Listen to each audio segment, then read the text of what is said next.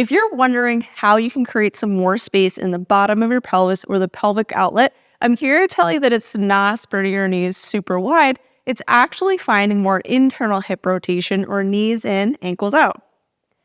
And so when your knees are in and your ankles out, it creates more space in the pelvic outlet. And in this video, we're going to talk about how you can make more space for when you're pushing.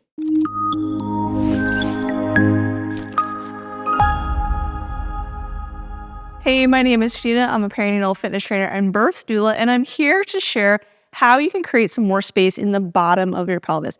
But before we get into this week's video, I want to share that my book, Training for Two, is now available for pre-order. And in the book, we discuss pelvic mechanics and how you can create more space in your pelvis with prenatal exercise, and then also how you can create more space in your pelvis with different labor positions during birth.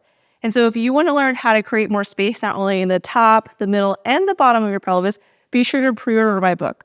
So when we want to open the bottom of the pelvis, this is typically when we are pushing. And rather than finding a super wide knee position, which actually is going to decrease space in the pelvic outlet. So it brings these two ischial tuberosity or sits bones closer together when we find that extra rotation.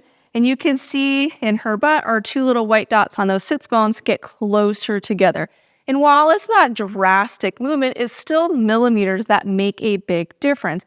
In comparison to internal hip rotation, where the knees are in and the ankles are out, it's going to create more space in the bottom of the pelvis side to side by spreading the ischial tuberosities further apart. One way that you can feel that internal rotation creates more space in the bottom of the pelvis is you can sit onto your hands, and you're going to place your hands right on those bony bumps where those sits bones are, or the ischial tuberosities.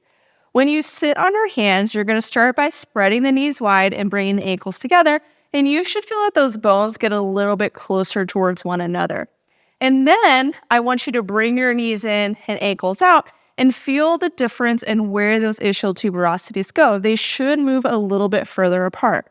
So you can sit on your hands, spread the knees wide, pay attention to where those sits bones go, and then find the opposite with internal rotation with knees in, ankles out, and just pay attention to how that may influence some space in the bottom of your pelvis.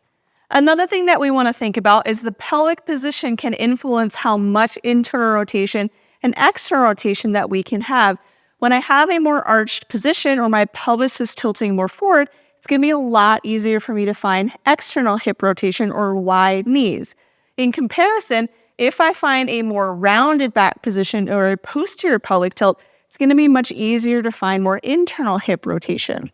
And so if I have my leg in external rotation and I find more of an arch in my back, it's going to be a lot easier for me to be able to push this leg into more external rotation in comparison to when I round in my back, and you can see that my knee comes up just a little bit.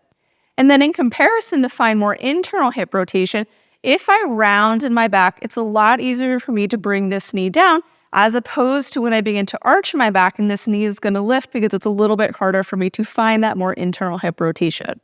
And so when you're pushing and we're trying to create more space in the bottom of the pelvis, it's not just about torquing the hip into as much internal hip rotation as we can. We also want to find a little bit of a tucked position to make it easier for us to find more internal hip rotation. And so essentially, you don't want to push with an arched back. And so if you want to create more space in the bottom of your pelvis, we want to find more internal hip rotation or knees and ankles out because it creates more space side to side. In addition, we want to think about our pelvic position as well. So we want to find more of a tucked pelvic position to make it easier for us to find that internal hip rotation. If you want to learn more about pelvic mechanics and how we can create more space in our pelvis with movement, both with prenatal exercises that you can do during your pregnancy to help prepare to open your pelvis, and then also labor positions to help create space in your pelvis during birth, you can join our online prenatal fitness programs that include all the birth preparation exercises for you, and our online childbirth education course, which teaches you how to create this space with different types of labor positions.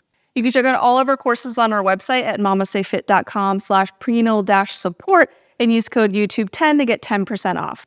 If you enjoyed this video and you want more videos like it where I'm explaining pelvic mechanics and different types of movements that you can do to create space in your pelvis or to release tension in your pelvic floor, be sure to comment below and let me know what type of movement you're hoping for me to break down next.